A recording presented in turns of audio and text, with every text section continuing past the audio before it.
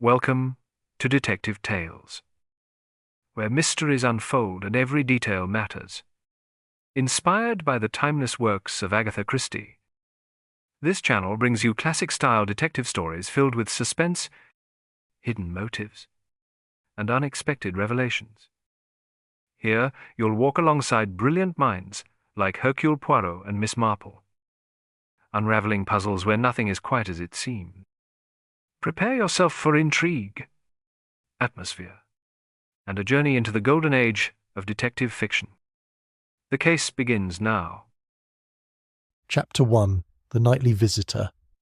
The evening light was beginning to fade over the well-tended gardens of Gossington Hall when the first knock came. 3 deliberate raps upon the heavy oak door, each one measured and purposeful, echoing through the entrance hall with an almost ceremonial precision. Mrs. Dolly Bantry, a woman of comfortable middle years with a sort of pink and white complexion that spoke of a life lived pleasantly in the English countryside, looked up from her embroidery with a slight frown creasing her pleasant features. How odd, she murmured to her guest, who sat opposite her in the drawing-room, a cup of tea balanced delicately in her hands. I wasn't expecting anyone this evening. Miss Jane Marple, a thin, elderly lady with soft white hair and deceptively mild blue eyes, tilted her head slightly, listening. The knock came again. 3 raps, neither hurried nor hesitant, but with a quality that seemed to demand attention. "Perhaps you should answer it, my dear," Miss Marple suggested gently, though something in her voice suggested she found the timing of the visitor rather curious.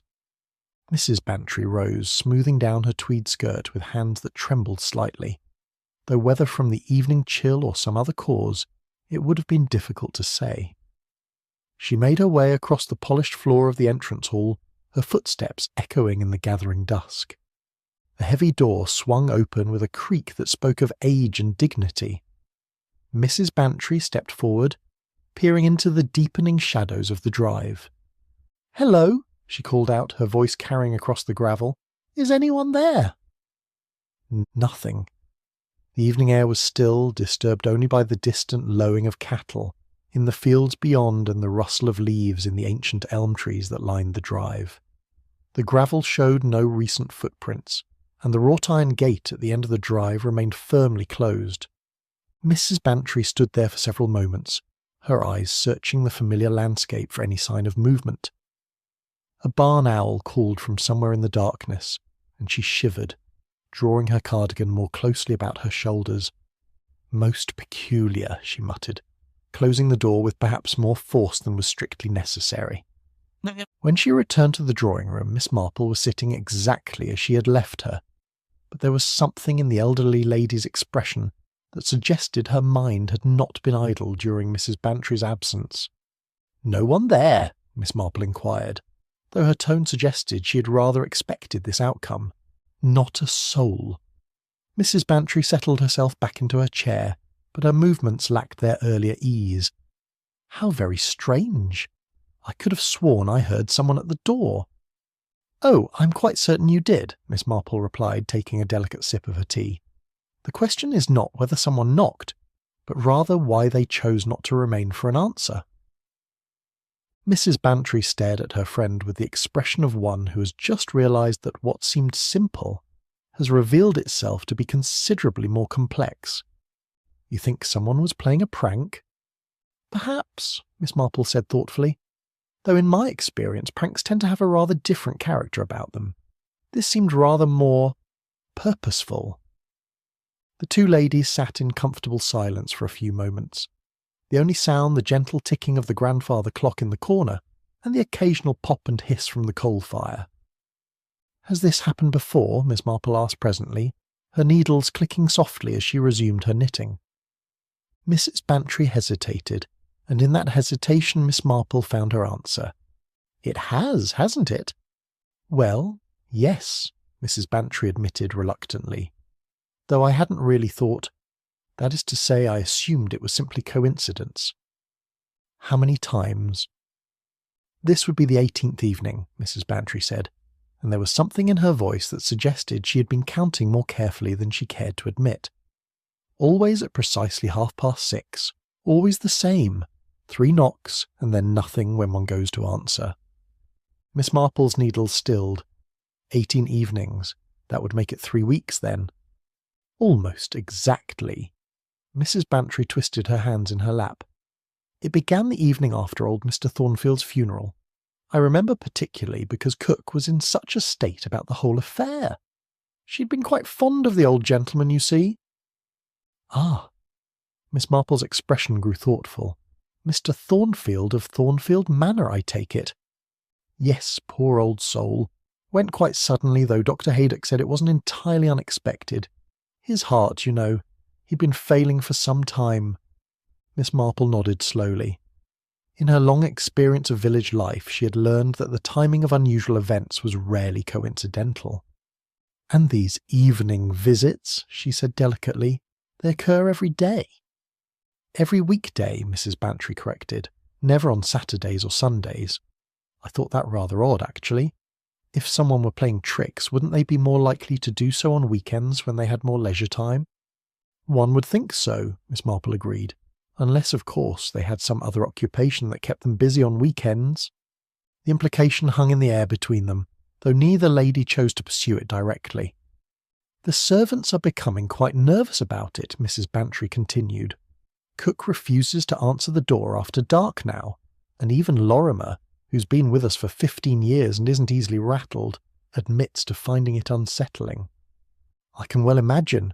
Has anyone else in the village mentioned similar experiences? Mrs. Bantry looked surprised. Why, I hadn't thought to ask. Do you suppose— It might be worth inquiring, Miss Marple suggested gently. In my experience, mysteries that seem to centre on one household often have rather wider implications than first appear. Before Mrs. Bantry could respond, the clock in the corner began to chime the half-hour. Both ladies turned toward it instinctively, and in the silence that followed the last note they heard it again. 3 measured knocks upon the front door. Mrs. Bantry half rose from her chair, but Miss Marple held up a gentle hand. Perhaps, she said quietly, we might approach this rather differently this evening. If I might suggest, why don't you go to the morning-room window? It overlooks the front drive, does it not? While I take a rather more circuitous route to the door. Mrs. Bantry nodded, understanding immediately. She moved quickly but quietly toward the morning-room, while Miss Marple rose from her chair with the careful precision of age and made her way toward the back of the house. The knocking did not repeat itself. Some 5 minutes later the 2 ladies met again in the drawing-room. Mrs. Bantry's eyes were bright with excitement, and something that might have been fear. I saw him, she whispered, though there was no one else in the house to overhear. A shadow, moving away from the door just as you opened it. He went toward the shrubbery near the gate. And then he simply vanished, as if the shadows had swallowed him whole. Miss Marple nodded thoughtfully. Did you notice anything else? The size of the figure? The manner of dress? It was difficult to tell in the dim light, but he seemed of medium height, wearing something dark, a coat or jacket perhaps, and Jane ... Mrs. Bantry's voice dropped even lower. He left something behind. She led Miss Marple to the front door where the porch light revealed a small object lying on the stone step. Miss Marple bent carefully to examine it, taking care not to disturb its position. Most interesting, she murmured. It was a piece of metal, brass by the look of it, though tarnished with age, ornately carved with what appeared to be a coat of arms, though the details were difficult to make out in the uncertain light. It looks like part of a door-knocker, Mrs. Bantry observed. Indeed it does. Miss Marple straightened slowly. And unless I am very much mistaken, it is a rather old and expensive one, the sort of thing one might find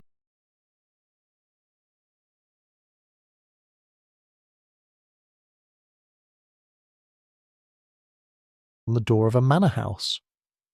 The 2 ladies looked at each other, and in that look was the shared understanding that their quiet evening had taken a turn towards something considerably more complex than either had anticipated.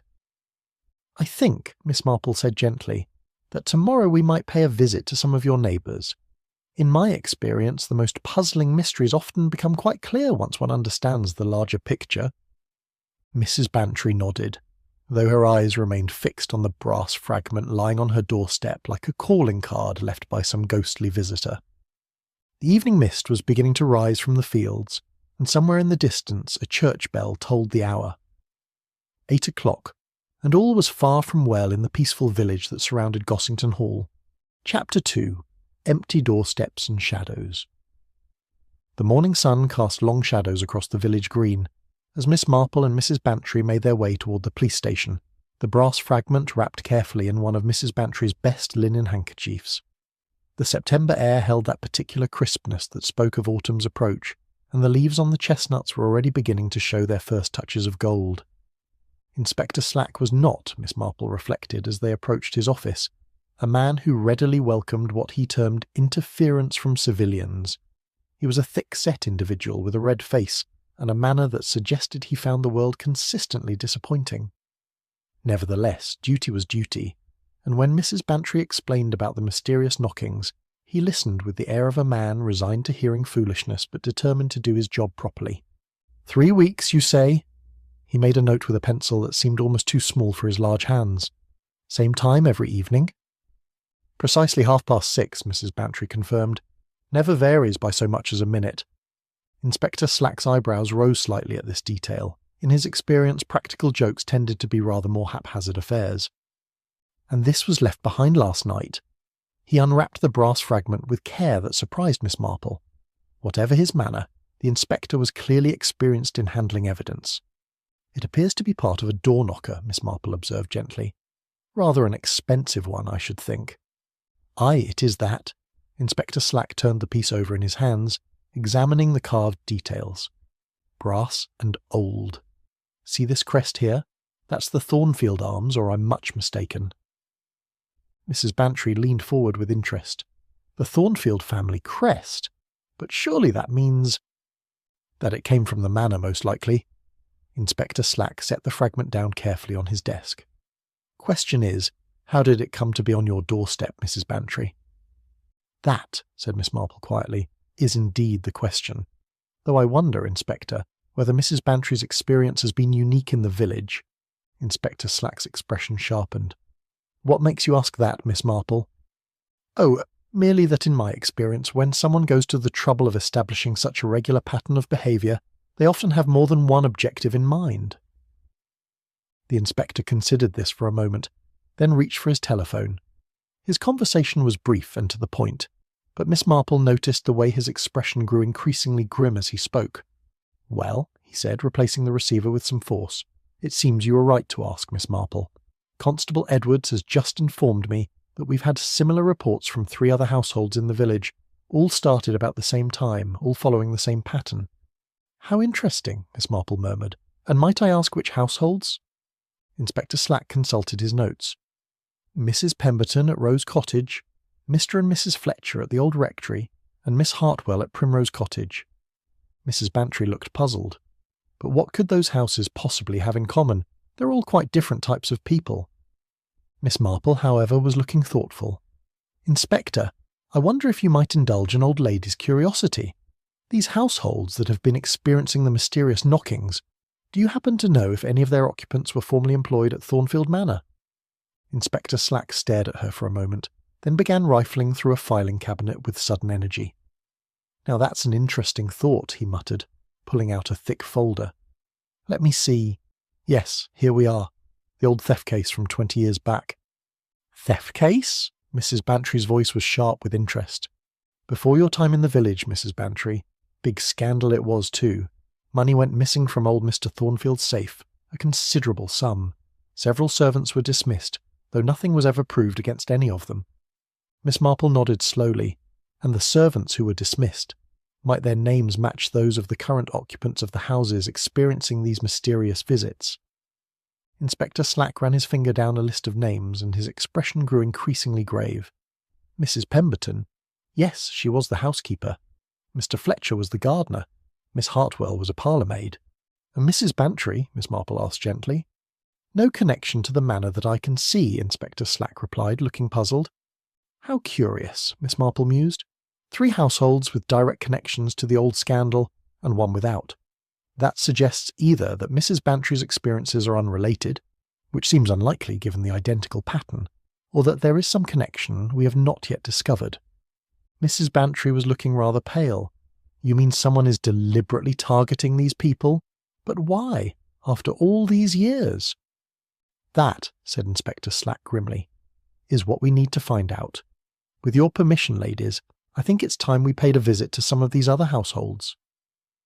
Their first stop was Rose Cottage, a neat little dwelling with a well-tended garden that spoke of its owner's attention to detail. Mrs. Pemberton proved to be a woman of perhaps 60, with greying hair and hands that bore the telltale signs of a lifetime of hard work. She received them in her small but immaculate sitting room, her manner guarded but polite. "Yes, Inspector, we have been having the knockings," she confirmed, her voice carefully neutral. "Most distressing it's been too." "Have you any idea who might be responsible?" Inspector Slack asked. Mrs. Pemberton's hands twisted in her lap. That is to say, there have been rumours in the village." "What sort of rumours?" Miss Marple inquired gently. "About old Mr. Thornfield. Some say he's come back, you see. That he knows the truth about what happened all those years ago, and he's trying to make contact." Inspector Slack snorted. "Ghosts don't leave brass door knockers behind, Mrs. Pemberton." "No," she agreed quietly. "I don't suppose they do." Miss Marple leaned forward slightly. "Mrs. Pemberton, in the weeks before these incidents began, did you receive any unusual correspondence? A letter, perhaps?" The woman's colour deepened and she looked away. I don't know what you mean."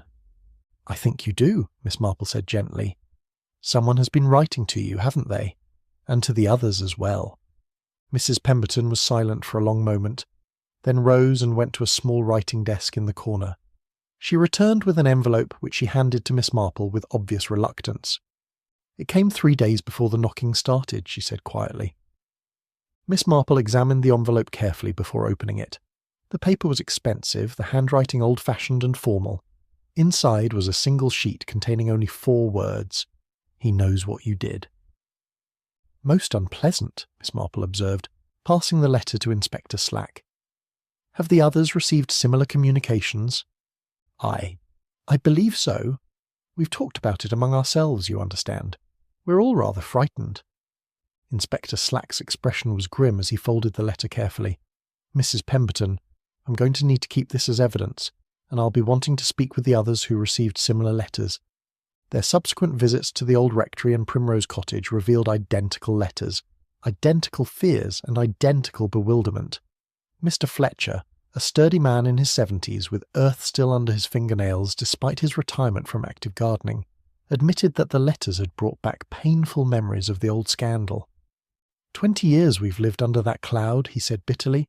20 years of whispers and sideways looks, and now this." Miss Hartwell, a small nervous woman who kept a dozen cats and spoke in a voice barely above a whisper, was nearly in tears as she described her terror at the nightly visits. "I don't understand why someone would want to frighten us so," she said. "We never did anything wrong. None of us did. It was as they were leaving Miss Hartwell's cottage that Mrs. Fletcher appeared, hurrying across the village green with an expression of considerable agitation. "Inspector Slack!" she called out, slightly breathless from her haste. "I've been looking for you everywhere. Something's happened at Thornfield Manor." "What sort of something?" Inspector Slack asked sharply. "Someone's been inside. The place has been turned upside down. Papers everywhere, furniture overturned.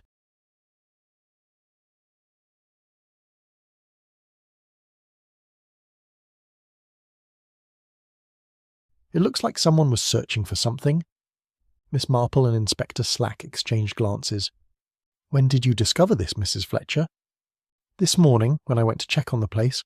Mr. James, that's Mr. Thornfield's nephew, the one who inherited, he asked me to keep an eye on things while he's in London sorting out the estate."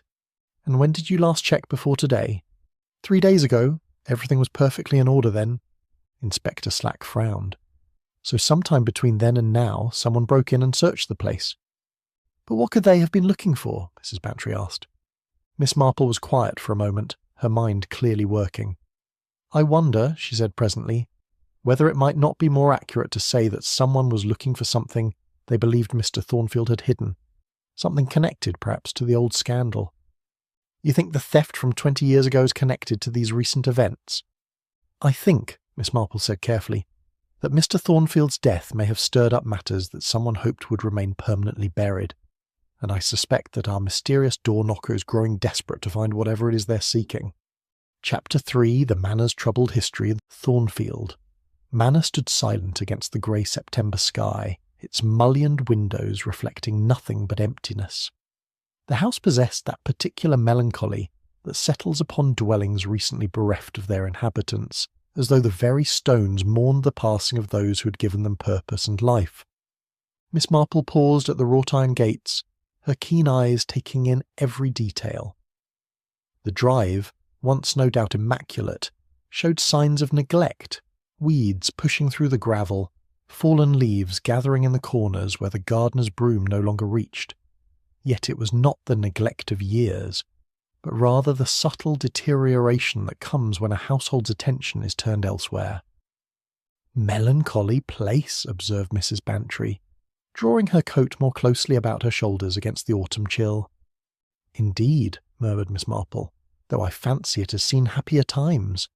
See how the rose-beds have been laid out with such care, and the way the drive curves just so, to give the most pleasing view of the house as one approaches. Someone loved this place once and loved it well." Inspector Slack was examining the front door with professional thoroughness. "No sign of forced entry here," he announced. "Whoever gained access had a key, or knew where one was hidden." Mrs. Fletcher, who had accompanied them to the manor, wrung her hands anxiously. "Mr. James gave me a key when he asked me to keep watch over the place, but I'm quite certain I locked up properly when I was here last." "I'm sure you did, my dear," Miss Marple said kindly. "In my experience, people who break into houses are often surprisingly resourceful about obtaining entry." The interior of the manor told its own story of recent disturbance. The entrance hall, which must once have been impressive with its carved oak panelling and ancestral portraits, now bore the unmistakable signs of hasty, desperate searching. Drawers had been pulled from their housings, their contents scattered across the Persian rugs. Books lay open upon the floor, their pages ruffled as though someone had shaken each volume in the hope that something might fall out. "Whoever did this was looking for something quite specific," observed Inspector Slack, picking his way carefully through the debris. "Yes," agreed Miss Marple thoughtfully, "and they were pressed for time, I should think. This is not the work of someone who expected to search at leisure." They made their way through the ground-floor rooms, each presenting the same scene of systematic disturbance. In the morning room, even the cushions had been removed from their covers. The dining-room sideboard had been emptied entirely, its contents heaped upon the mahogany table in careless profusion. It was in the study, however, that the searcher's true objective became apparent. This room, clearly Mr. Thornfield's private sanctuary, had been subjected to the most thorough examination. Every book had been removed from its shelf, every drawer emptied, every piece of furniture moved from its original position. "Look here," said Inspector Slack, crouching beside the fireplace. "Someone's been burning papers." The grate was indeed filled with ash, far more than would result from an ordinary fire. Miss Marple knelt carefully beside the hearth and examined the remnants with the delicate precision of a naturalist studying specimens. "Recent, I should think," she murmured. "The ash is still quite fine. It hasn't been disturbed by wind or weather. And see here." She indicated a fragment of paper that had escaped complete destruction. "This appears to be part of a letter. The paper is of good quality and the ink is still quite dark." Inspector Slack leaned over her shoulder. "Can you make out any words?" "A few letters, perhaps. This might be evidence, and this... Yes, I believe this says reputation. Most suggestive, don't you think?" Mrs. Bantry had been examining the study's walls with the systematic attention of one accustomed to noting domestic details. "There's something rather odd about this room," she announced presently. "Oh?" Miss Marple rose carefully from beside the fireplace. "The panelling. See how it's darker in that section by the window, as though something has been hanging there for a very long time and has only recently been removed." Inspector Slack's professional interest was immediately aroused. He examined the wall carefully, running his hands along the wood grain. "You're quite right, Mrs. Bantry. Something large hung here. A painting, most likely, and recently removed by the look of it." "I wonder," mused Miss Marple, "whether the removal was connected to our mysterious searcher's activities, or whether it occurred earlier." Mrs. Fletcher, who had been following their investigation with growing anxiety, cleared her throat hesitantly. "If I might venture to say, there was a portrait of the first Mr. Thornfield hanging just there. A rather valuable piece, according to what I've heard. Mr. James mentioned he was having it valued for insurance purposes." "When was this?" Inspector Slack asked sharply. "Oh, some weeks ago, before his uncle's death, certainly." Miss Marple exchanged a meaningful glance with the inspector. "Most interesting. So the portrait was removed before Mr. Thornfield's death, but the room was searched afterward. That suggests our intruder was looking for something other than valuable artwork." Their examination of the study revealed one further discovery of considerable interest. Behind what had once been Mr. Thornfield's desk, concealed by a section of panelling that appeared identical to the rest, was a small walled safe. The door hung open, revealing an interior that was completely empty. "Well, well," murmured Inspector Slack, "someone knew exactly where to look." "Or," suggested Miss Marple quietly, "someone had been told where to look. The question is whether our searcher found what they were seeking, or whether they were disappointed." Mrs. Fletcher was staring at the safe with obvious distress. "I had no idea that was there. Mr. Thornfield never mentioned. That is to say, I don't believe anyone in the village knew of its existence." "Someone did," said Inspector Slack grimly. "The question is who and how they came by that knowledge." As they prepared to leave the manor, Miss Marple paused once more in the entrance hall. Her attention had been caught by something that the others had overlooked in their focus on the more obvious signs of disturbance. "Inspector," she said quietly, "might I draw your attention to the telephone table?" The small table beside the stairs bore the usual accessories: a notepad, a pencil, the telephone directory. But Miss Marple's sharp eyes had noticed what others had missed. The notepad's top sheet bore the faint impression of writing from a page that had been removed. "Someone made notes," she observed, "and took the original with them, but they left behind the impression of their writing." Inspector Slack produced a pencil from his pocket and, with the careful technique of long experience, lightly shaded the paper's surface.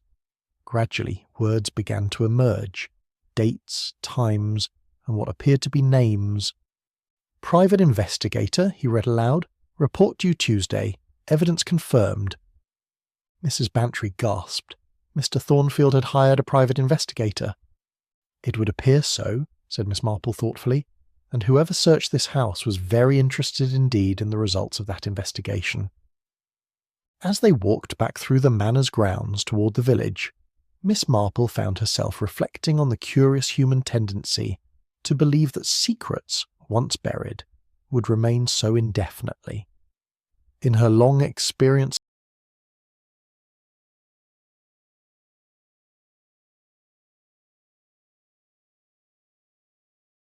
of village life, she had observed that the truth possessed a remarkable persistence, like water finding its way through the smallest crack in a stone wall. The afternoon light was beginning to fade as they reached the gates, and somewhere in the gathering shadows Miss Marple fancied she could hear the echo of old sorrows and older sins. Whatever had happened at Thornfield Manor 20 years past, someone was very determined indeed that it should not be forgotten, and someone else, she suspected, was equally determined that it should never be revealed. The brass door knocker in Inspector Slack's evidence bag seemed to gleam with its own malevolent light as they made their way back toward the village, where other secrets waited to be uncovered and other truths demanded to be told. Chapter 4: Whispers in the Village. The village of St. Mary Mead possessed that peculiar quality common to all English villages, whereby information travelled with remarkable swiftness, despite the apparent isolation of its individual households. By the time Miss Marple and Mrs. Bantry had taken their morning coffee at the vicarage, news of the disturbance at Thornfield Manor had somehow permeated every cottage, shop and drawing-room within a radius of several miles. Miss Marple, observing the heightened animation of the villagers as they went about their morning errands, was reminded of nothing so much as her own herb garden after a summer shower, everything seeming to lean forward with renewed vitality, as though drinking in the refreshing moisture of scandal and speculation.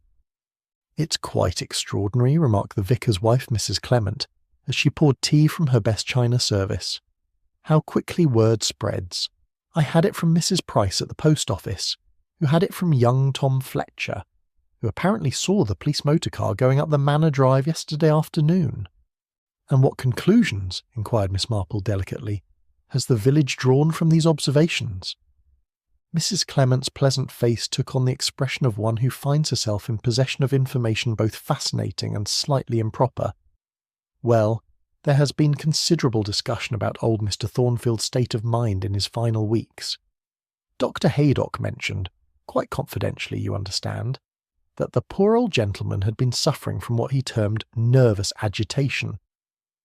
"Indeed?" Miss Marple's tone was carefully neutral, though her pale blue eyes sharpened with interest. He had convinced himself that someone was attempting to do away with him. Poison, he claimed, though Dr. Haydock assured me there was no foundation whatsoever for such fears.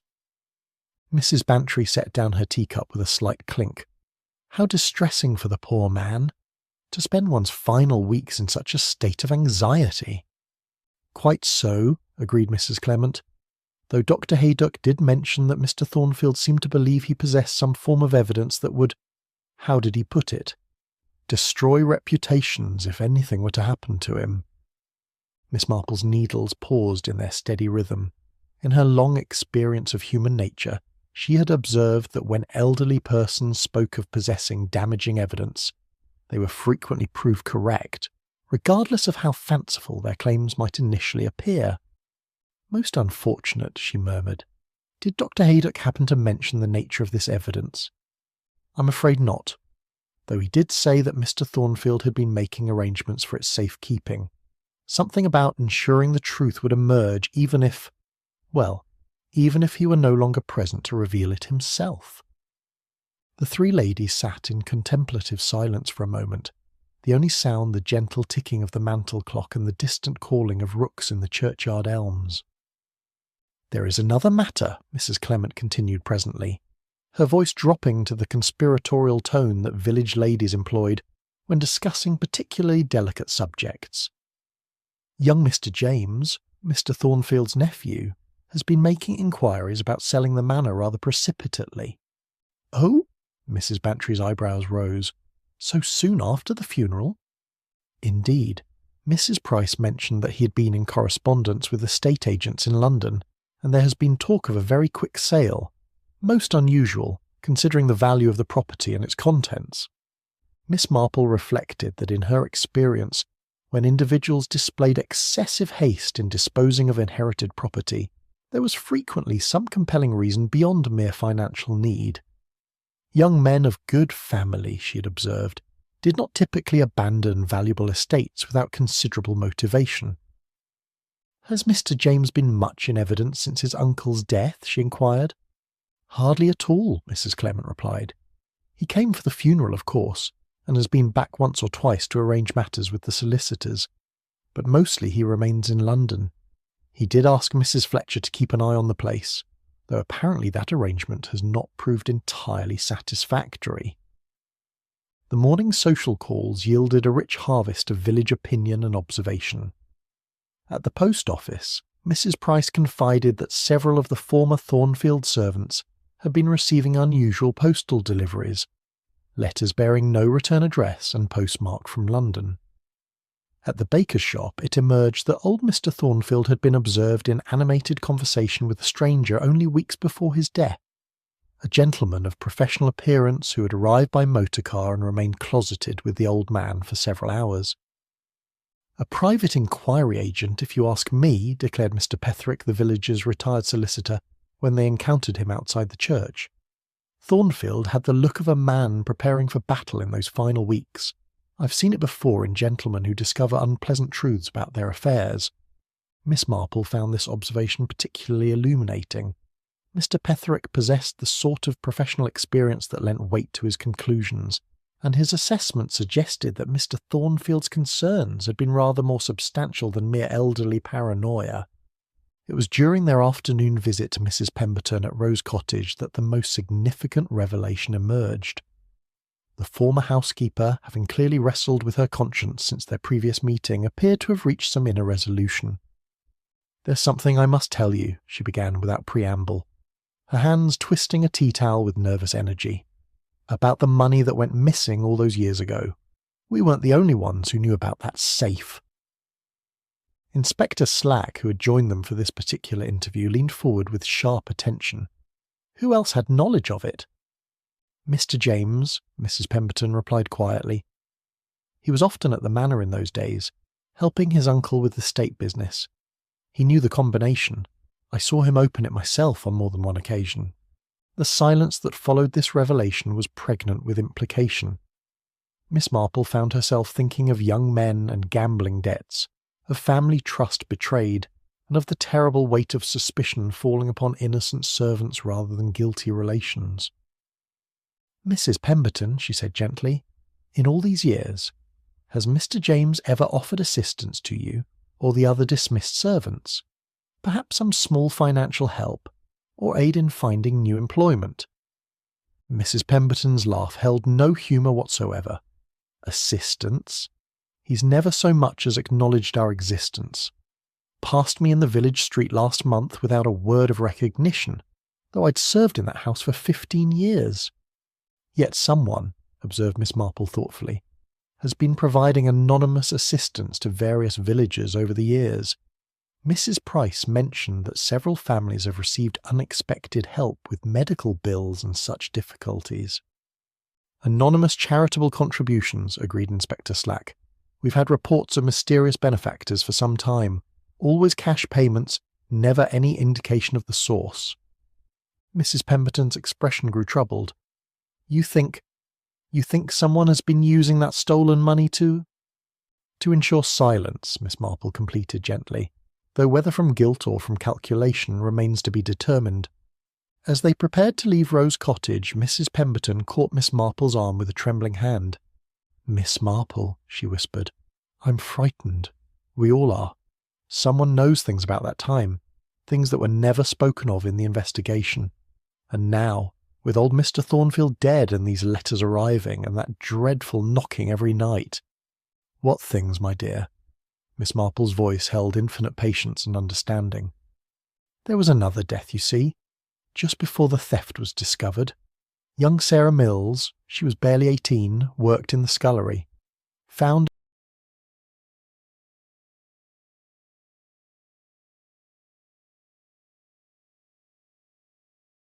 at the bottom of the manor's main staircase. They said she'd fallen, lost her footing in the dark." Miss Marple felt the familiar chill that accompanied the recognition of deeper truths beginning to surface. "But you didn't believe it was an accident?" "She was afraid of something, Miss Marple.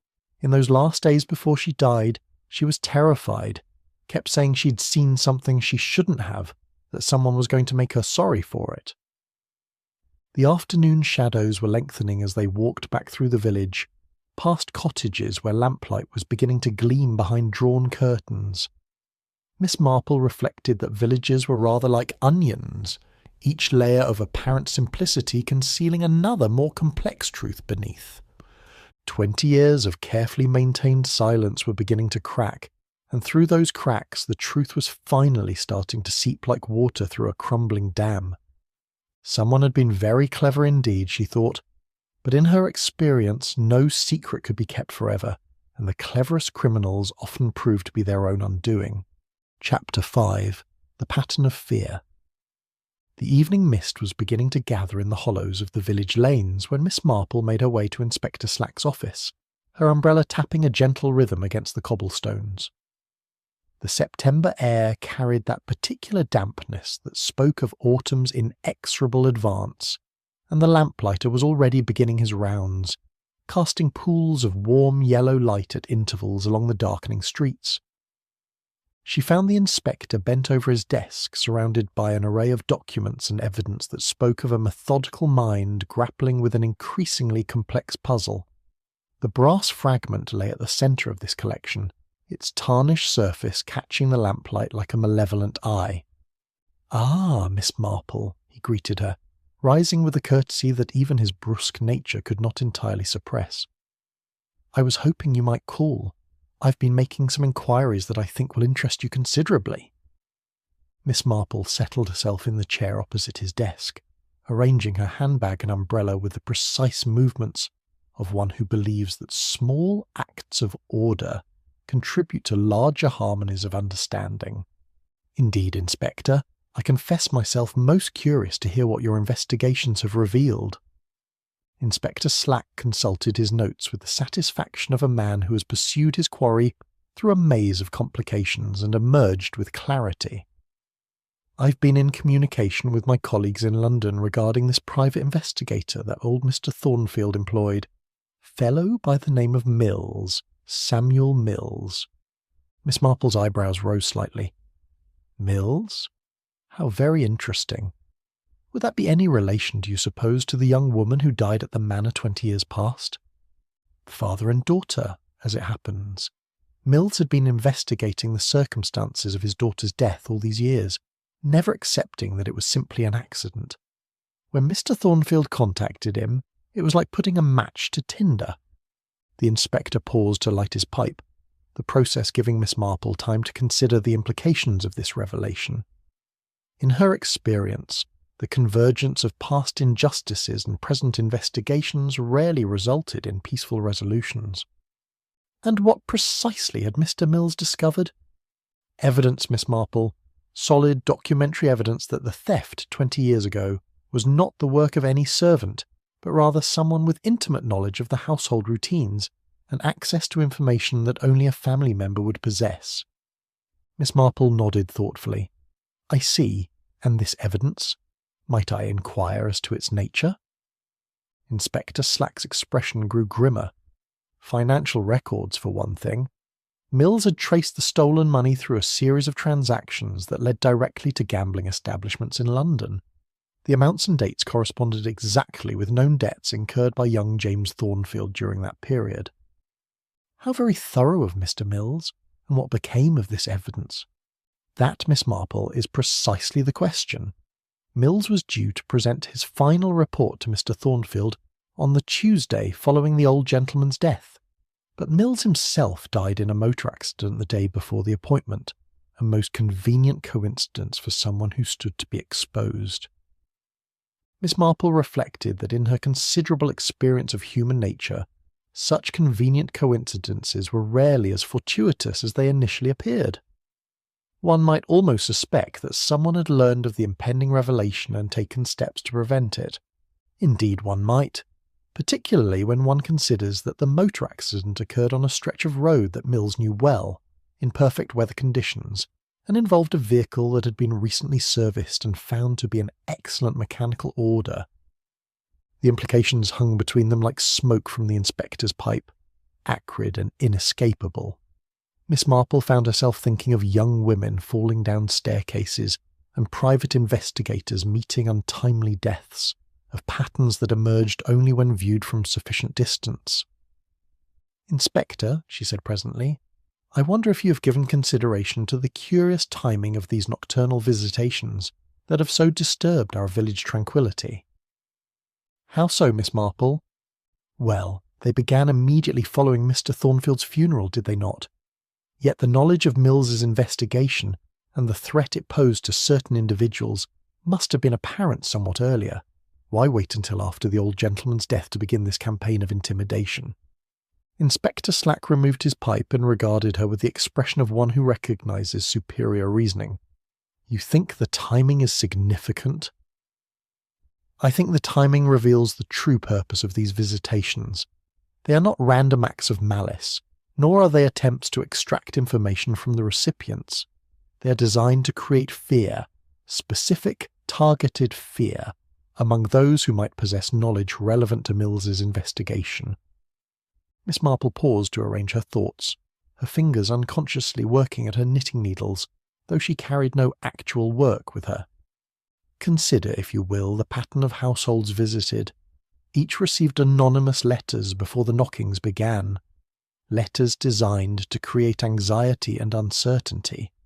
Then came the nightly visitations, always at the same time, always following the same ritual. The brass door knocker serves as both signature and threat, a reminder of the Thornfield family's former authority over these people's lives. You're suggesting it's psychological warfare. Precisely. Our mysterious visitor is not seeking to extract confessions or gather new information. Rather, they are ensuring that anyone who might cooperate with an investigation remains too frightened to speak freely. Inspector Slack leaned back in his chair, his expression thoughtful. Which suggests that our door knocker knows there are still loose ends that could prove dangerous if properly investigated. Indeed, and I suspect that the search of Thornfield Manor was conducted with similar purpose, not to find evidence, but to ensure that any evidence left by Mr. Mills or discovered by Mr. Thornfield has been permanently destroyed. The evening shadows had deepened while they spoke, and through the office window Miss Marple could see the familiar figure of the lamplighter continuing his methodical rounds. There was something comforting about such routines, she reflected. The quiet certainty of ordinary life continuing despite the darker currents that flowed beneath the surface of village tranquillity. There is one aspect of this matter that particularly troubles me, she continued. Mrs. Bantry's household has no apparent connection to the events of 20 years past, yet she too has been subjected to these visitations. That suggests either that we have failed to identify some relevant connection, or what, Miss Marple? Or that Mrs. Bantry's experiences serve a different purpose entirely. Perhaps she was chosen precisely because of her lack of connection to the original events, a means of obscuring the true pattern of the attacks. Inspector Slack's expression sharpened. You mean using her as a sort of camouflage? Exactly so.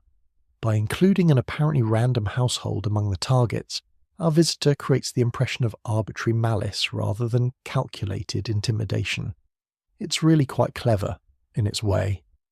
The inspector made several notes, his pen scratching busily across the paper. Miss Marple, I'm beginning to think that our door knocker is someone with considerable knowledge of police investigation methods. These aren't the actions of an ordinary criminal. Miss Marple nodded slowly. No, indeed.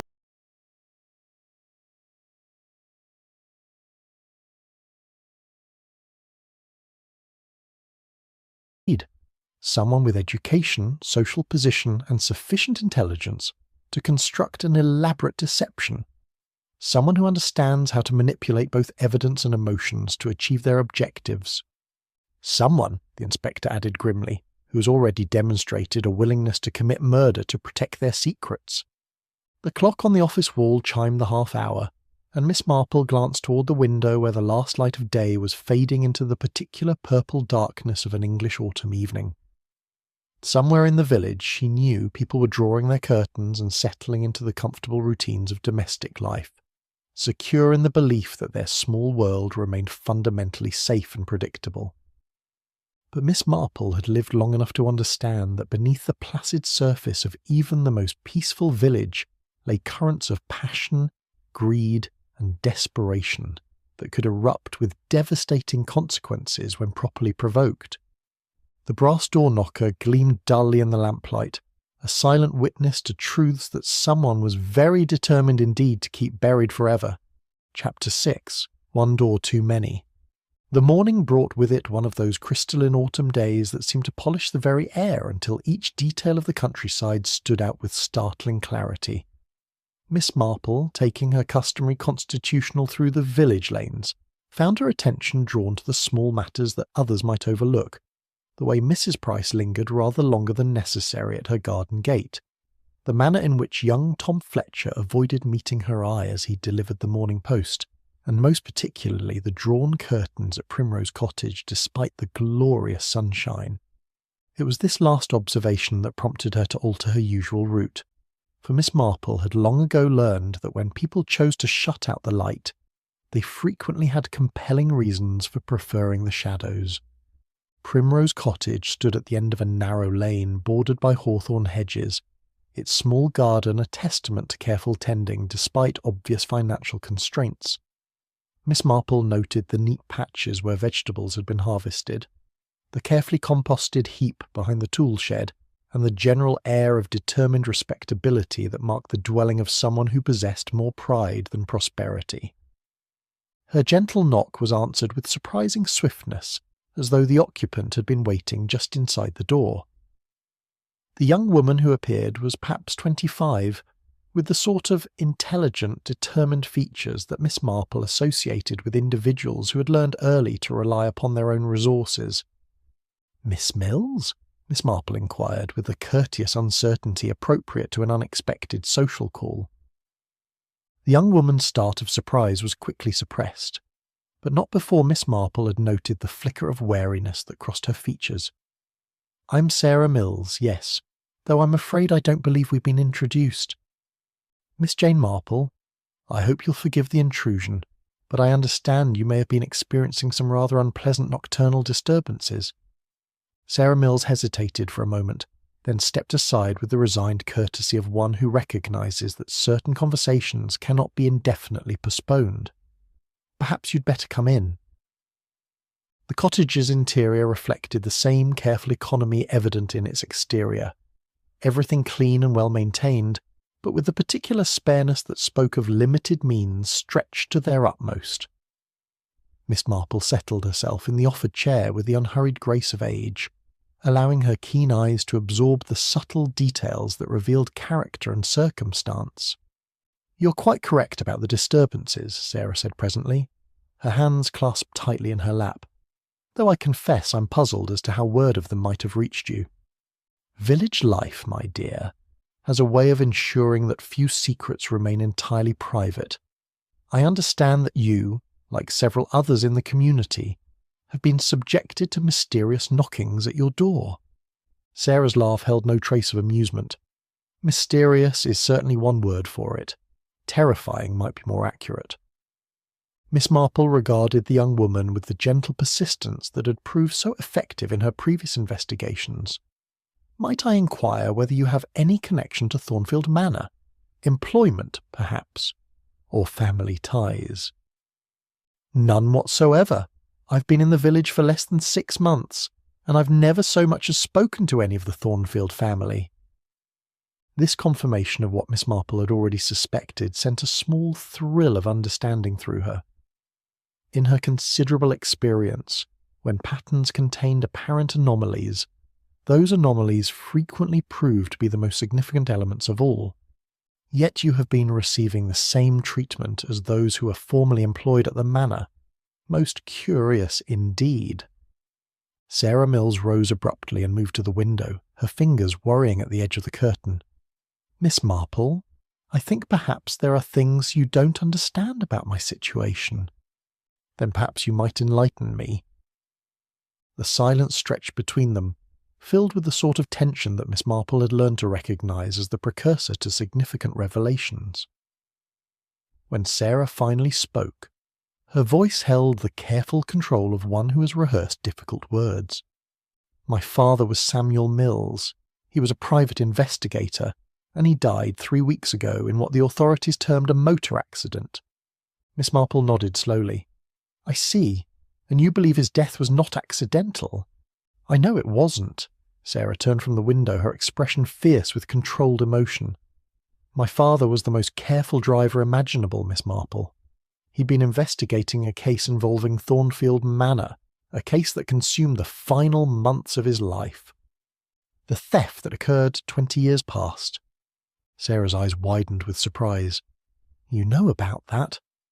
"I know that your father had uncovered evidence regarding the true perpetrator of that crime, evidence that certain individuals would have found most inconvenient. Evidence that died with him." Sarah's voice was bitter. "All his files, all his careful documentation. It was all in the motor car when it burned." Miss Marple felt the familiar stirring of indignation that always accompanied her encounters with deliberate injustice. "But you don't believe the evidence was entirely destroyed?" My father was methodical to a fault, Miss Marple. He kept copies of everything, maintained duplicate files, left careful records. He was expecting danger. His letters to me in the final weeks made that quite clear. And you have continued his work. It was not a question, and Sarah's slight smile acknowledged Miss Marple's perception. I've been gathering statements from the people who were wrongly dismissed all those years ago. People who were too frightened then to speak freely, but who might be willing to tell the truth now that they understand the real guilty party. Miss Marple leaned forward with increased interest. And these nocturnal visitations, they began after you started your investigations. Almost immediately, someone clearly knows what I'm attempting to accomplish and is determined to stop me. Or, suggested Miss Marple thoughtfully, someone knows that you possess your father's duplicate records and wishes to prevent you from acting upon them. Sarah moved to a small writing desk in the corner of the room and withdrew a manila envelope, which she handed to Miss Marple with obvious reluctance. These are photostat copies of the most important documents. My father had them made and sent to me for safekeeping.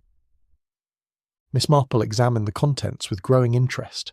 Financial records, correspondence, witness statements, all painting a damning picture of systematic theft and deliberate misdirection. The evidence was indeed compelling, and she could well understand why certain individuals would go to considerable lengths to prevent its revelation. "Most thorough," she murmured, "and most dangerous, I should imagine, for anyone who possessed such information. Which brings me to a rather delicate confession, Miss Marple." Sarah's cheeks coloured slightly. "I haven't been entirely honest about these mysterious knockings." Miss Marple's eyebrows rose with polite inquiry. "The truth is, I've been doing some door-knocking of my own, using the cover of darkness to visit the former servants, gathering their testimonies, building the case that my father began." "Ah." Miss Marple's understanding was immediate and complete. "So there have been two sets of nocturnal visitors, one seeking to intimidate and one seeking to investigate." "Exactly. Which is why the pattern of visits has seemed somewhat inconsistent." Miss Marple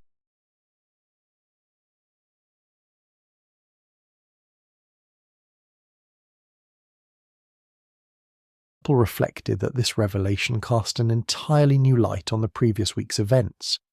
Two separate campaigns running simultaneously, each with quite different objectives but producing a confusing amalgamation of evidence. "Miss Mills," she said presently, "I believe you may be in considerably more danger than you realise. If my suspicions are correct, you are dealing with someone who has already committed murder to protect their secrets, and who will not hesitate to do so again." Sarah's expression was grave but determined. "I understand the risks, Miss Marple, but 20 years of injustice is quite enough. My father died trying to clear the names of innocent people, and I intend to finish what he started." The afternoon light was beginning to slant through the cottage windows, casting long shadows across the simple furnishings. Miss Marple found herself thinking of other young women who had shown similar courage in the face of overwhelming odds, and of the tragic frequency with which such courage led to devastating consequences. "My dear," she said gently, "I wonder if you might consider accepting some assistance in this endeavour. In my experience, dangerous secrets are best confronted with the support of others who understand their significance." Sarah Mills looked at the elderly lady with something approaching hope. "You would help me?" "I believe," said Miss Marple with quiet conviction, "that truth has a way of emerging eventually, regardless of the obstacles placed in its path. The question is simply whether we can ensure it emerges safely." Chapter 7. The Night Everything Changed. The 20th anniversary of the Thornfield Manor theft fell upon a Tuesday evening in early October, when the first sharp frost had touched the village gardens, and the smell of wood smoke hung heavy in the still air. Miss Marple, seated in the morning room of Gossington Hall with Inspector Slack and a thoroughly nervous Mrs. Bantry, reflected that there was something peculiarly appropriate about the timing of their vigil coinciding with this solemn anniversary. The three of them had arranged themselves with the tactical precision of generals preparing for a siege. Inspector Slack occupied the chair nearest the window, from which vantage point he could observe both the front drive and the side garden. Mrs. Bantry, despite her protestations that she was far too agitated to be of any practical use, had stationed herself at the smaller window that commanded a view of the lane leading to the village.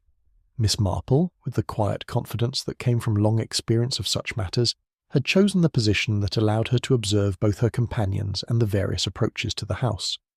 "I confess I find this waiting rather trying," murmured Mrs. Bantry, her hands fidgeting with the curtain edge. "One feels rather like a character in a Gothic novel, awaiting the appearance of some dreadful spectre." "In my experience," observed Miss Marple mildly, "the most dangerous spectres are invariably those composed of flesh and blood rather than supernatural ectoplasm. They possess, you see, both the motivation and the means to cause genuine harm." Inspector Slack consulted his pocket watch with the methodical attention of one who has learned to measure time in precise increments. 5:30, he announced. "If our mysterious visitor maintains their usual schedule, we should expect them within the hour." The arrangements they had made were both simple and, Miss Marple hoped, effective. Sarah Mills had been positioned at Rose Cottage, where she could observe any approach from the direction of Thornfield Manor. Young Constable Edwards lurked in the shrubbery near the church, ready to intercept anyone attempting to flee toward the village centre. Inspector Slack had arranged for additional constables to be stationed at strategic points throughout the area, creating what he described with professional satisfaction as a proper net to catch our fish. Miss Marple found herself thinking, as the minutes crept by with agonizing slowness, of the peculiar psychology that drove individuals to return again and again to the scenes of their crimes. In her considerable experience of human nature, she had observed that guilt possessed a magnetic quality, drawing the guilty back to the places where their transgressions had occurred as surely as iron filings were drawn to a magnet. The clock in the entrance hall had just begun its measured chiming of the half-hour, when Mrs. Bantry's sharp intake of breath alerted them to the first sign of activity. "There," she whispered, her voice barely audible. "Someone moving near the front gate." Miss Marple leaned forward carefully, her experienced eyes probing the gathering dusk. At first she could discern nothing more than the familiar shapes of trees and hedgerows, but gradually her vision adjusted to reveal the darker shadow moving with purposeful stealth along the drive. "Only one figure," murmured Inspector Slack, his hand moving instinctively to the police whistle at his belt, "approaching from the direction of the manor, just as we anticipated." But even as he spoke, Miss Marple's attention was caught by another movement, this one from the opposite direction. A second figure was making its way along the lane from the village, moving with equal care but apparently unaware of the first visitor's presence. "Inspector," she said quietly, "I believe we are about to witness a most illuminating encounter." The two figures converged upon Gossington Hall's front entrance with the inevitable precision of actors in a carefully orchestrated drama. Miss Marple found herself holding her breath as the larger of the two, a man of medium height wearing a dark overcoat, approached the door with the familiar brass door-knocker raised in his hand. Before he could strike the first blow, however, the second figure stepped forward into the circle of light cast by the porch lamp. Miss Marple recognised Sarah Mills immediately, her determined features clearly visible as she confronted the man with an air of quiet authority. "I think not, Mr. Thornfield," Sarah's voice carried clearly through the still evening air. "Your campaign of intimidation ends tonight." The man, for it was indeed James Thornfield, as Miss Marple had suspected, whirled around with the startled violence of one caught in an act of calculated malice. The brass knocker gleamed dully in his raised hand, and for a moment Miss Marple feared he might strike the young woman with it. "You foolish girl," Thornfield snarled, his carefully maintained facade of respectability dropping away like a discarded mask. "You should have heeded the warnings. You should have left well enough alone." "Left well enough alone?" Sarah's voice rose with indignation. "While innocent people lived under the shadow of suspicion for crimes they never committed? While you profited from money stolen from your own uncle?" Inspector Slack was already moving toward the door, but Miss Marple's gesture stayed him for a moment. Something in the tableau before them suggested that the truth was finally emerging into the light, and she sensed that interruption at this crucial moment might drive it back into the shadows. "Your father was warned," Thornfield continued, his voice thick with barely controlled rage. "He was told to abandon his investigation. His death was meant to be a lesson to others who might be tempted to meddle in affairs that no longer concerned them." "So you admit it," Sarah said steadily. "You murdered my father. I protected myself just as I protected myself 20 years ago when that little slut Sarah Mills threatened to expose what she had seen." The admission hung in the air like a physical presence, and Miss Marple felt the familiar satisfaction that accompanied the moment when long-hidden truths finally forced their way into the light. James Thornfield had just confessed not only to the recent murder of Samuel Mills, but to the death of the young scullery maid whose accident had troubled Mrs. Pemberton's conscience for 2 decades. Inspector Slack chose that moment to emerge from the house with official authority, his voice cutting through the evening air like a blade. "James Thornfield, I arrest you for the murder of Samuel Mills and for the theft of money from Thornfield Manor 20 years past." Thornfield's response was swift and violent. He lunged forward with the brass knocker still clutched in his hand, clearly intending to strike Sarah Mills before she could escape. But his intended victim was younger and quicker, stepping aside with practiced ease as though she had anticipated exactly such an attack. The force of his missed blow carried Thornfield forward into the rose bushes beside the front steps, where he struggled briefly among the thorns before Inspector Slack's firm grip secured him effectively. "Most illuminating," observed Miss Marple as she emerged from the house to survey the scene, "though I confess I had rather hoped for a less dramatic conclusion to our evening's entertainment." Sarah Mills, somewhat breathless but clearly exhilarated by the successful culmination of her investigation, turned to Miss Marple with evident gratitude. "I can't thank you enough for your assistance, Miss Marple. Without your help I might never have gathered the courage to confront him directly." "My dear child," Miss Marple replied gently, "courage was never lacking in your character. What you needed was simply the assurance that others understood the righteousness of your cause." Inspector Slack, having secured his prisoner with professional thoroughness, turned his attention to the brass door knocker that lay gleaming on the gravel where Thornfield had dropped it. "Evidence?"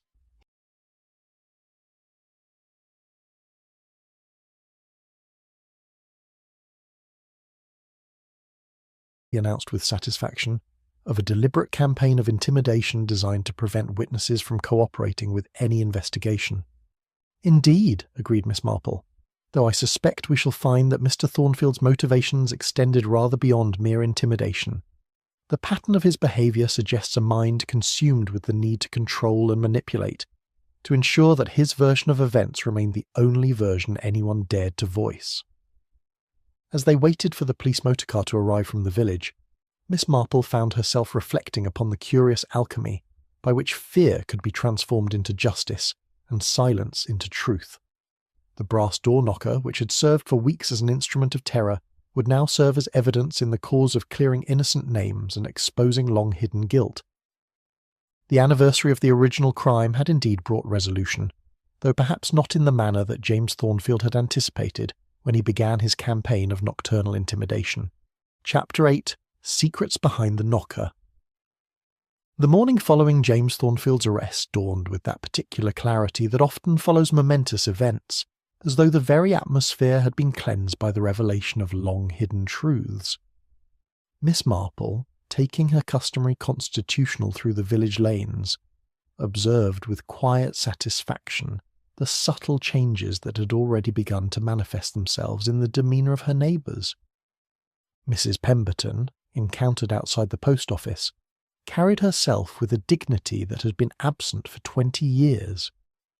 Mr. Fletcher tended his cottage garden with renewed vigour, his movements no longer bearing the weight of undeserved suspicion. Even Miss Hartwell, that most timorous of souls, had drawn back her curtains to admit the autumn sunshine that she had shunned during the weeks of nocturnal terror. It was in Inspector Slack's office, however, that the full magnitude of James Thornfield's deceptions came to light. The man sat in the interview room with the peculiar deflation that Miss Marple had observed in other criminals when their carefully constructed facades finally crumbled beyond repair. Gone was the smooth confidence of inherited privilege, replaced by the haggard appearance of one who had lived for decades with the constant fear of discovery. "Most extraordinary," murmured Inspector Slack, consulting the confession that Thornfield had provided with surprising thoroughness. 20 years of systematic deception, and all of it beginning with what he terms a momentary weakness. Miss Marple adjusted her spectacles to examine the document more closely. In her considerable experience of human nature, she had learned that what individuals described as momentary weakness frequently revealed itself upon closer examination to be the manifestation of deeply rooted character flaws. He admits to taking the money to settle gambling debts accumulated in London, she observed, though I suspect the gambling was merely the visible symptom of a more fundamental inability to live within his means. Indeed, he details here how he used his position as estate manager to embezzle funds over a period of several months, always intending to replace the money before its absence was discovered. Inspector Slack turned the page with the careful attention of one accustomed to extracting significance from written testimony. But then young Sarah Mills, the scullery maid, discovered him in the act of opening the safe during what should have been his uncle's dinner hour. Miss Marple nodded gravely. And rather than face exposure, he chose the path that would lead inexorably to 20 years of additional crimes.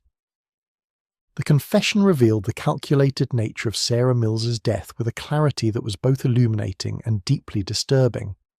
Thornfield had lured the young woman to the main staircase under the pretence of discussing her discovery, then pushed her down the steps with sufficient force to ensure that her death would appear accidental. He notes here, Inspector Slack continued, his voice heavy with professional disgust, that he deliberately waited until the household was at dinner, ensuring that the sound of her fall would be attributed to natural clumsiness rather than foul play. Most methodical, observed Miss Marple, though her tone suggested anything but admiration for such planning, and the subsequent dismissal of the innocent servants provided him with convenient scapegoats for the missing money. The confession went on to detail how Thornfield had used his knowledge of the servants' vulnerable positions to ensure their silence over the years. The anonymous charitable payments that had mystified the village for so long proved to be a form of insurance, regular reminders of his power over their lives disguised as benevolence. Quite ingenious in its way, Inspector Slack admitted reluctantly. By providing just enough assistance to keep them comfortable, he ensured their gratitude while simultaneously reminding them of their dependence upon his discretion. Miss Marple reflected that such manipulation represented a particularly insidious form of cruelty, one that transformed genuine kindness into an instrument of control. And when his uncle began to investigate the old theft, Mr. Thornfield found himself facing the prospect of exposure after 20 years of apparent security, which led to the murder of Samuel Mills and subsequently to the campaign of intimidation designed to prevent the surviving witnesses from cooperating with any renewed investigation. The brass door knocker, Miss Marple learned, had been removed from Thornfield Manor years earlier during renovations, and Thornfield had kept it as what he termed a memento of his family's former authority. Its use in the nocturnal visitations had been both practical and symbolic, a calling card that identified the source of the threats, while simultaneously evoking memories of the power differential that had originally enabled his crimes. He was quite proud of that particular detail, Inspector Slack noted with distaste. Seems to have viewed it as a stroke of psychological genius. Miss Marple found such pride in the mechanics of intimidation to be particularly revealing of Thornfield's character. In her experience, individuals who took satisfaction in the fear of others inevitably possessed a fundamental contempt for human dignity that rendered them capable of almost any cruelty. The confession also revealed the systematic nature of Thornfield's search of the manor following his uncle's death. He had been seeking not only Samuel Mills's investigation files, but also any correspondence or documentation that might have been left behind by the old man himself. Mr. Thornfield admits to poisoning his uncle gradually over a period of several weeks, Inspector Slack read, his expression growing increasingly grim. Small doses of arsenic administered in the evening brandy designed to simulate the symptoms of natural heart failure. Dr. Haydock mentioned that the old gentleman had been suffering from what appeared to be nervous agitation, Miss Marple recalled. No doubt the effects of the poison, misinterpreted as anxiety about the investigation. Quite so. Thornfield notes that his uncle's paranoid claims about being poisoned were dismissed by everyone as the ravings of an elderly mind under stress. Miss Marple reflected upon the tragic irony of truth being dismissed as delusion, and of those best positioned to help being rendered helpless by their own preconceptions. It was a pattern she had observed too often in her long acquaintance with human nature. The confession concluded with Thornfield's plans for disposing of the manor and fleeing to the continent, where the proceeds from the sale would have supported a comfortable exile beyond the reach of English justice. His haste in arranging the sale, which had seemed merely unseemly to village observers, had in fact been motivated by desperate urgency.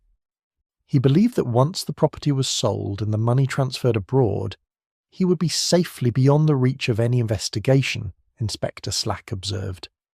Sarah Mills's persistence in continuing her father's work was the one element he had not anticipated. Miss Marple smiled with quiet satisfaction. In my experience, Inspector, those who commit crimes invariably underestimate the determination of those they have wronged. They assume that fear will prove stronger than justice, and that time will eventually erode the memory of their transgressions. Fortunately for justice, they are often proved quite wrong in that assumption. As they prepared to leave the police station, Miss Marple reflected upon the curious alchemy by which truth emerged from the most carefully constructed deceptions. James Thornfield had spent 20 years building an elaborate edifice of lies, only to see it demolished in a single evening by the convergence of courage, persistence, and simple human decency. The brass door knocker, which had served as an instrument of terror, would now serve as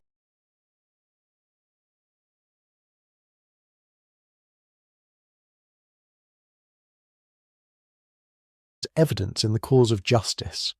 Its transformation from symbol of intimidation to proof of guilt seemed to Miss Marple a particularly fitting conclusion to a case that had demonstrated the ultimate futility of attempting to bury truth beneath layers of deception and fear. The secrets behind the knocker had finally been revealed, and with them the restoration of peace to a village that had suffered too long under the shadow of unresolved injustice. Chapter 9. The Truth at Twilight. The drawing-room at Gossington Hall possessed that particular quality of tranquil domesticity that Miss Marple had always associated with the successful resolution of complex mysteries. The afternoon light, filtering through the chintz curtains with their pattern of cabbage roses, fell gently upon the assembled company. Mrs. Bantry, Inspector Slack, Sarah Mills, and the 3 former Thornfield servants who had lived for 20 years beneath the burden of undeserved suspicion. Miss Marple, her knitting needles moving with their customary precision, reflected that there was something profoundly satisfying about the gathering of all the principal actors in this curious drama. It reminded her of nothing so much as the final scene of a well-constructed play, where loose threads were woven together into a pattern that revealed the underlying design which had been present, though hidden, from the very beginning. "I confess," began Mrs. Bantry, pouring tea from her second-best service with the careful attention that the occasion seemed to demand, "that I find myself quite bewildered by the complexity of it all. To think that we have been living among such deception for so many years without the slightest suspicion." Inspector Slack, accepting his cup with the grave courtesy appropriate to such gatherings, nodded in agreement. 20 years is a considerable time for maintaining such an elaborate fiction. One might almost admire the persistence, were it not for the fundamental wickedness of the enterprise.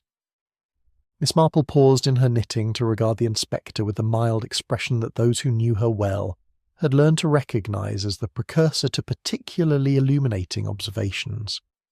"In my experience, Inspector, the most successful deceptions are invariably those that exploit our natural human tendency to see what we expect to see, rather than what is actually before us." Mrs. Pemberton, who had entered the room with something of her old dignity restored, leaned forward with obvious interest. "How do you mean, Miss Marple?" "Well, my dear, consider how readily we all accepted the apparent evidence 20 years ago. Money was missing, servants had access to the safe, and one among you was unfortunately deceased under circumstances that appeared accidental.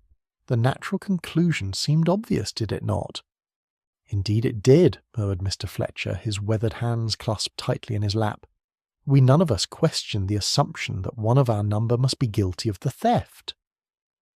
Miss Marple's needles resumed their gentle clicking as she continued her analysis. Yet that assumption contained within it a fundamental flaw, the presumption that guilt necessarily resided among those with the least power to defend themselves, rather than among those with the greatest opportunity to manipulate the evidence. Sarah Mills, who had been listening with the intense attention of one whose life's work had been vindicated, spoke up with quiet conviction. "That's precisely what my father discovered in his investigation, Miss Marple. The financial records showed clearly that the thefts had occurred over a period of months, always at times when Mr. James Thornfield had legitimate reason to access the estate accounts." "Quite so," agreed Miss Marple, "but it required considerable courage and persistence to look beyond the convenient explanations that had satisfied everyone for 2 decades. Inspector Slack consulted his notebook with the methodical attention that characterised his approach to such matters. The pattern becomes quite clear when viewed in retrospect.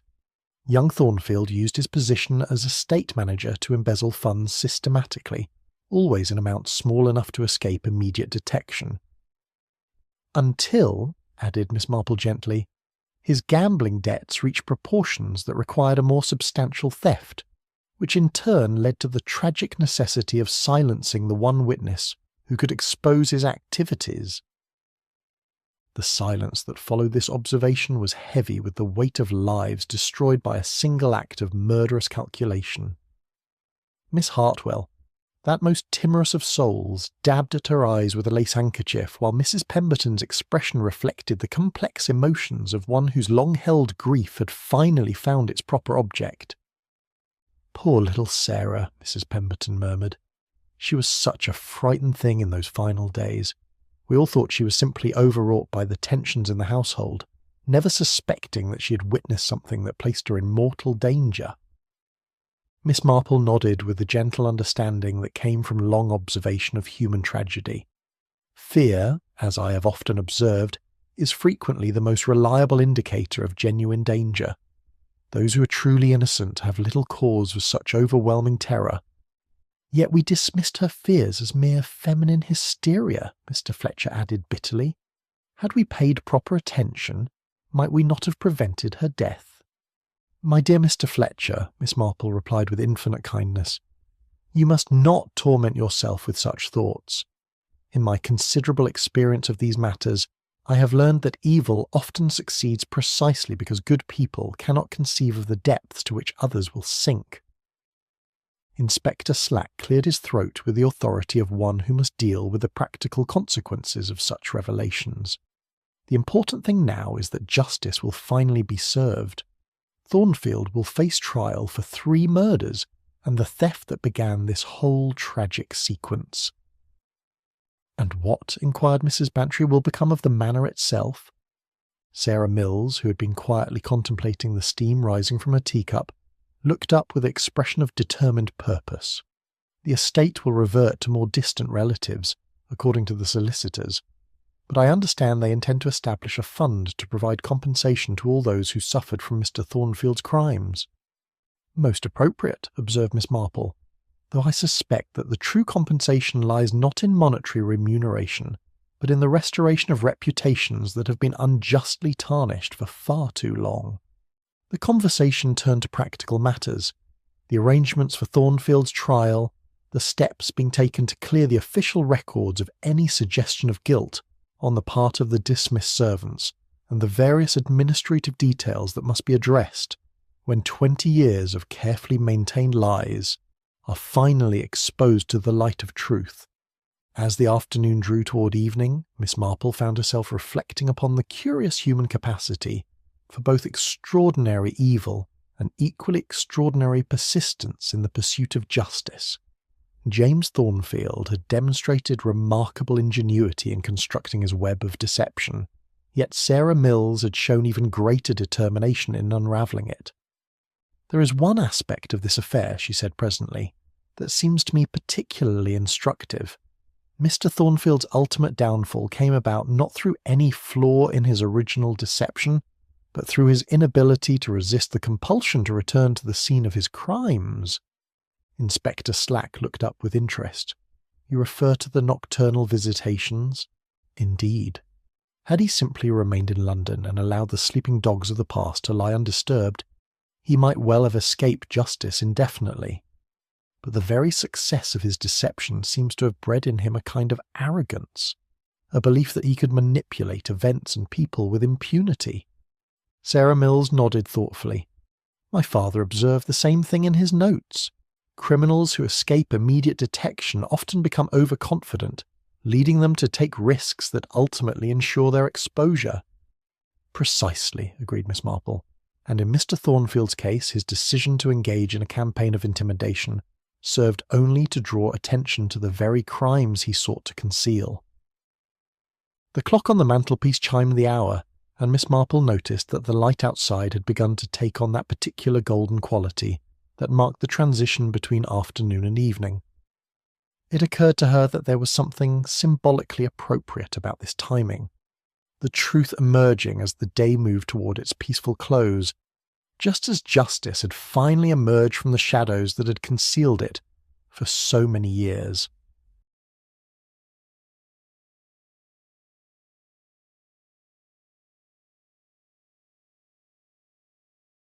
As the gathering began to disperse, each member carrying with them the satisfaction of resolution and the prospect of lives no longer shadowed by undeserved suspicion, Miss Marple reflected that the true measure of any mystery lay not in its complexity, but in the human truths it ultimately revealed. Chapter 10. Silence Falls at Last. The winter months that followed brought to the village of St. Mary Mead that particular quality of peace which settles upon communities when long festering wounds have finally been allowed to heal properly.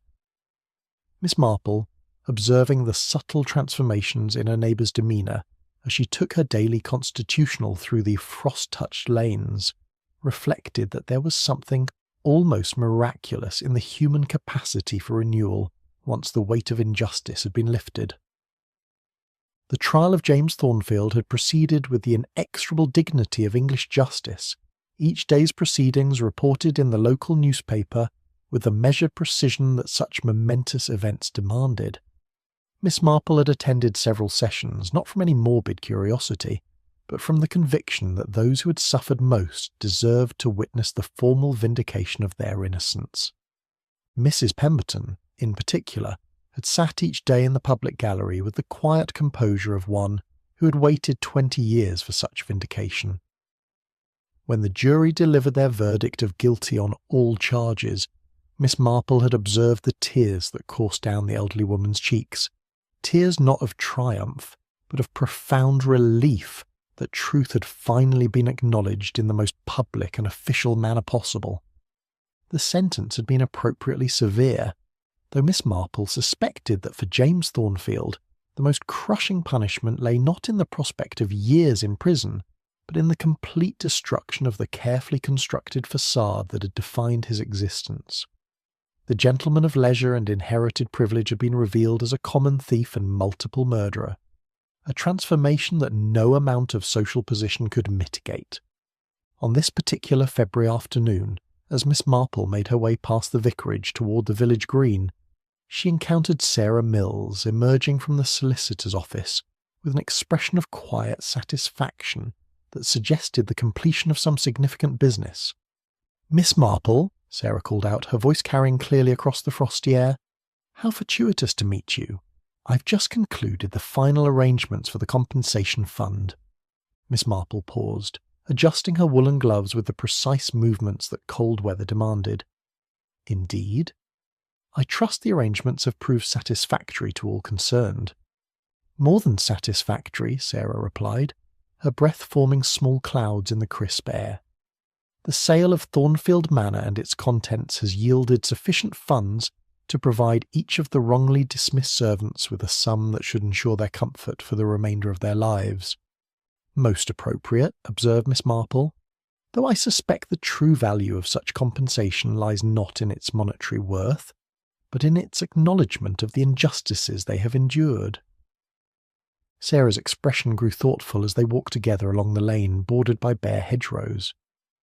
My father would have been pleased to see justice finally served, Miss Marple. His investigation has been vindicated in the most complete manner possible.